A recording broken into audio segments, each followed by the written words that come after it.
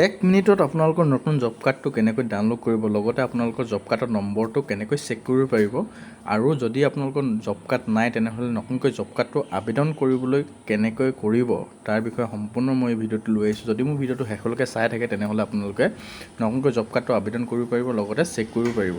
তো বলক ভিডিঅ'টো আমি ষ্টাৰ্ট কৰোঁ। তো আপোনালোকে যিকোনো ব্ৰাউজাৰত গৈ পিনে আপোনালোকে ইয়াত চাৰ্চ কৰিব। আপোনালোকে যিকোনো ব্ৰাউজাৰত গৈ নহ'লেও আপোনালোকৰ সুবিধাৰ বাবে মই ডেছক্ৰিপশ্যনত লিংকটো দি ৰাখিম, তাত গৈ ক্লিক কৰি দিয়াৰ লগে লগে আপোনালোকে এইটো পেজলৈ আহি পাৰিব। নহ'লেও আপোনালোকে যিকোনো ব্ৰাউজাৰত গৈ পিনে আপোনালোকে চাৰ্চ কৰিব job card Assam. Job card Assam বুলি চাৰ্চ কৰি দিয়াৰ লগে লগে প্ৰথম দেখিব এটা ৱেবছাইট দেখিব, মহাত্মা গান্ধী এইটো প্ৰথম যিটো লিংক দেখিব সেইটোত আপোনালোকে ক্লিক কৰিব। ক্লিক কৰি দিয়াৰ লগে লগে ইয়াত আপোনালোকে বিচাৰি ল'ব আপোনালোকৰ যিটো ডিষ্ট্ৰিক্ট হয় সেই ডিষ্ট্ৰিক্টটো আপোনালোকে বিচাৰি ল'ব। ডিষ্ট্ৰিক্টটো আপোনালোকে যেতিয়া বিচাৰি লোৱাৰ পিছত আপোনালোকে চিলেক্ট কৰিব। চিলেক্ট কৰি দিয়াৰ পিছত আপোনালোকৰ পেজটো নতুনকৈ এটা পেজ আহিব। সেই পেজটোত আপোনালোকৰ যিটো ব্লক হয়, আপোনালোকৰ যিটো অঞ্চলৰ হয় অঞ্চলৰ ব্লকটো আপোনালোকৰ কি পৰে সেই ব্লকটো আপোনালোকে বাছি পিনি ইয়াত ব্লকটো আপোনালোকে চিলেক্ট কৰি দিব।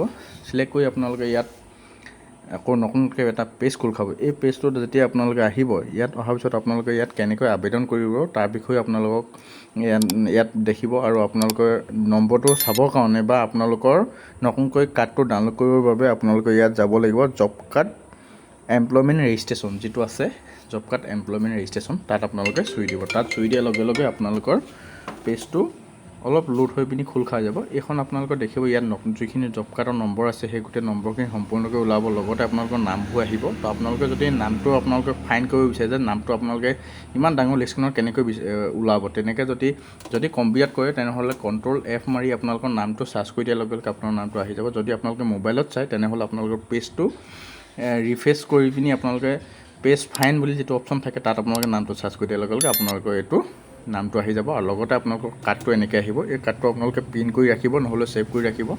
তো আপোনালোকে যদি প্ৰিণ্ট কৰিব, নহ'লে ছেভ কৰি ৰাখিব। তো এইখিনি সম্পূৰ্ণকৈ মই ভিডিঅ'টো আপোনালোকক জনাইছোঁ। যদি আপোনালোকৰ ৰেচন কাৰ্ড নতুনকৈ এপ্লাই কৰিবৰ কাৰণে যদি ভিডিঅ' আপোনালোকক প্ৰয়োজন হয় তেনেহ'লে মোক কমেণ্ট কৰিব, মই আপোনালোকৰ জব কাৰ্ড কেনেকৈ এপ্লাই কৰে তাৰ বিষয়ে সম্পূৰ্ণ ভিডিঅ' বনাম।